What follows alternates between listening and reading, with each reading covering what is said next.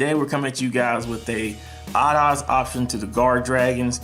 And first off, we want to thank you guys that took the poll and wanted this video to come about. For any of you newcomers, anybody that's been watching the videos, be sure to keep checking the community section on the channel. We're going to start posting up more stuff there. We want to get input from you guys and see what's going on. But let's jump into this. The main thing that we're wanting to do is we want to be able to use our odd odds monsters and be able to use the Guardragon so we can get up as many extra deck monsters on board as fast as possible. Now, granted, this is a budget deck, so we're going to have some options for you, and we're going to show you some of the things that you need to go into some of those options. These two cards right here are your main things that you want to be using for the deck to get the things that you want. These three link monsters right here, Electromite, Lymphonicus, and Wee Wee Magician, you want to go into these guys first. One way, shape, or form or another, you want to go into these first so we can get the pointers pointing down. That way you can get the options set up the way, the board set up the way you want to. Now, depending on how you're playing, your play style depends on which one of these you want to go into. Most people are going to want to pick the Electromite Turbo. But if you can't go that route, it's like I said, if you get hit with the Ghost Ogre or Ash or something like that, that's going to kill this play. So you might want to go with these two options right here. You're still going to get boosted, things like that, until you get to the game state that you want to get into. Some options that you might want to use to get into those cards is you're going to want to use your Supreme King, Dragon Dark Worm, your Odd Eyes, Mirage Dragon, and your Destrudo. To me personally, these two right here are very good options. You know, you're going to use your Dark Worm. You want to get your Dark Worm out there as fast as possible. Odd Eyes is searchable. That's just a given. That's another reason why he's very good. These two help to go into the Electromite. They also help to go into your Lymphonicus or your Wee Wee. So that's very useful. Destrudo's good too, but you don't want to sometimes pay that 4,000 cost. But it is very crucial to be able to use it to help go into the Guardragons, because they're all going to have to be level 4 or lower. So if you got one of these on the field, this in the graveyard in the hand, it's going to be a backup option for to help you get those onto the field. Some other options that you have, especially when it comes to Red Eyes Darkness Metal, you are going to be able to special summon dragons. Keep special summoning. It's not a hard once per turn. If it leaves the field, you're able to bring it back. You're going to be able to get that effect again. So that's going to be useful for you to keep spanning out these monsters. Also, the Guardragons, Prominence, and Guard Immunities, these two can be also useful. This one, if a normal monster is sent to the graveyard, it's going to help you to special summon it back, and that's going to come in play with your Odd Eyes Arc Pendulum. Arc Pendulum, if you use it as a XYZ material for any of your XYZs, if it's sent to the graveyard and this guy's in the graveyard, he will special summon back. So that can be useful for helping you get to one of your other Guardragon plays to special summon one of the other Link monsters. The Guard Immunities is good for if you could, if it's in the graveyard, you can send it to the hand and it special summon itself. If normal monster sent to the graveyard, it can special summon itself from the hand. So that can be very useful to you. And these both are below level 4, so they're gonna help you go into your Link plays also. So that's very useful for you. We also want to talk about graveyard advantage.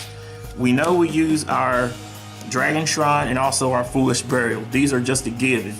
I still recommend only running one of each. The reason why I say that is Dragon Shrine is a once per turn. It's a hard once per turn. If you draw into two of these, you're going to start getting brick hands, and that's not good. So an option you can do to alleviate that is you can run a Dragon Shrine. You're already running your Terraforming in the deck. You're going to have your Sky Iris. You can use this, pitch a dragon to the graveyard. Usually if it's one of your Guardragons, you can end up sending your Destrudo, things like that. Also too, you got your Skyris, you can just go ahead and put your Skyris right over top of this and then keep going with your plays from there.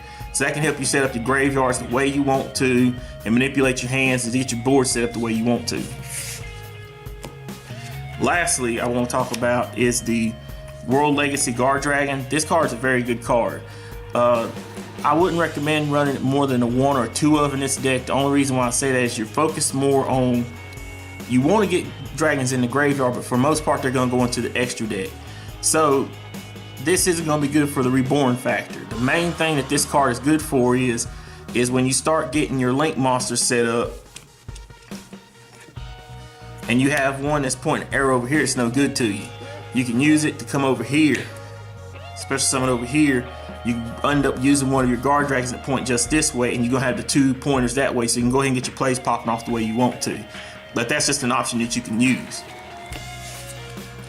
Also too, a lot of people have been talking about how they're having a hard time with Red Dragon Archfiend.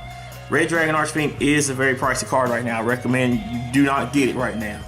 But some options you can use in price of it is, you can use your Crystal Wing Synchro Dragon.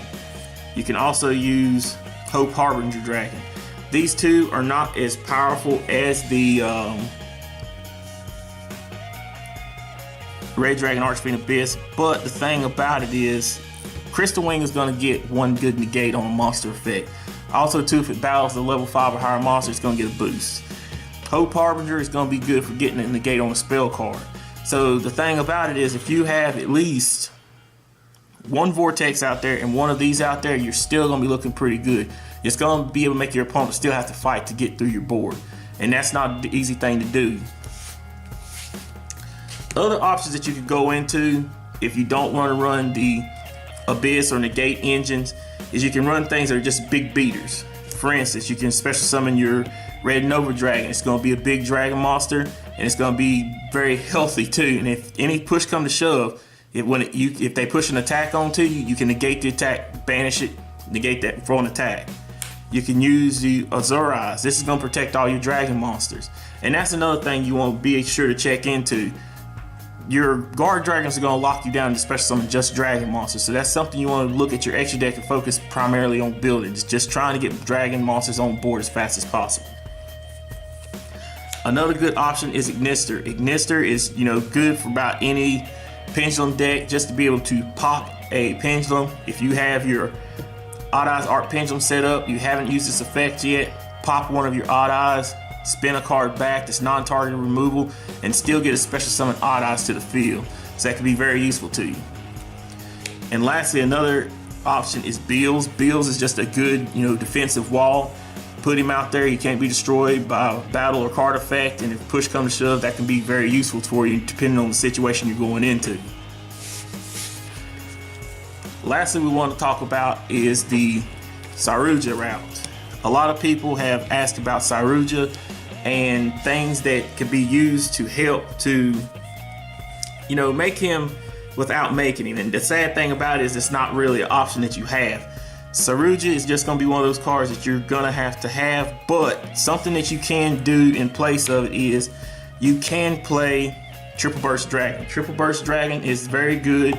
It can help you to use the pointers in the ways that you want to. Most of the time when you start him out, he's going to be up top. You're going to have the one pointer going down, and you're going to try to get your Vortex underneath him that way. But also too, you can use your Red MD to reborn him back. And that could be very crucial to you, because whenever you reborn him back, just make sure you place him where you need him to be. You can end up using one of your Guardragons in the making of him. When you do that, make sure he's in the right position so that next turn, when you bring him back, he can be in the place where he can give you a co-link, and then use your Arcapane to special summon the next one there. You're not going to be getting all the draws and special summons like you would off Saryuja, but you're still going to get the special summons that you need. Also too, doubling up on your pixies is also good too, because the more times that you can reborn that Red MD is very useful. The more times you can bring him out and keep bringing him out to use that effect. Now, the Guardragons are only once per turn, so you're going to have to use them next following turn. But still having a backup option is very useful. But that is it for this option guide, guys. Leave a comment, let us know what you think. Leave a comment to let us know any suggestions that you have for alternatives for Saryuja or Hot Red Dragon Archfiend. Also too, be sure to check the description box for any links that you might like. We thank you guys for all your support. We're out.